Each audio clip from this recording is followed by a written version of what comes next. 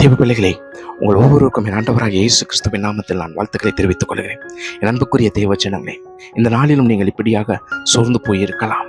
நான் எவ்வளவுதான் ஊழியம் செய்தாலும் என் ஊழியம் எழுந்திருக்க விடாதபடி, அல்லது நான் ஊழியம் செய்ய விடாதபடி எனக்கு தேவையில்லாமல் சத்துருக்கள் எழும்புகிறார்களே.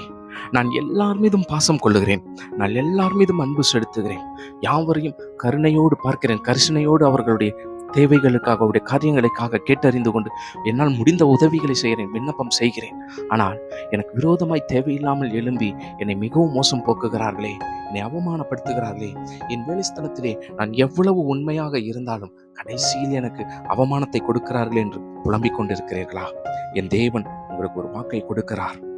மலாக்கியின் புத்தகம் 4வது அதிகாரம் 1வது வசனம், இதோ சூளையை போல் எரிகிற நாள் ஒன்று வரும், அப்பொழுது அகங்காரிகள் யாவரும் அக்கிரமம் செய்கிற யாவரும் துரும்பாயிருப்பார்கள்.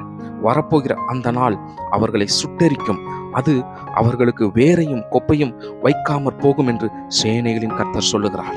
இன்றைக்கு நீங்கள் செய்கிற நற்காரியங்களுக்கு விரோதமாக, உங்களுடைய ஊழியத்திற்கு விரோதமாக, உங்களுடைய குடும்பத்திற்கு விரோதமாக தேவையற்ற முறையில் எழுந்திருக்கும் ஒவ்வொரு ஜனங்களும் அகங்காரிகள் என்று கர்த்தர் சொல்லுகிறார்.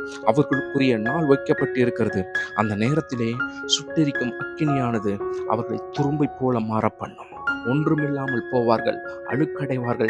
என்னென்ன வார்த்தைகளினாலே உங்களை தாக்கினார்களோ, என்னென்ன காரியத்தை நீ செய்தாய் என்று பொய் சொன்னார்களோ, அதை எல்லாம் அவர்கள் தலையின் மேலே தேவன் ஊற்றுவார்.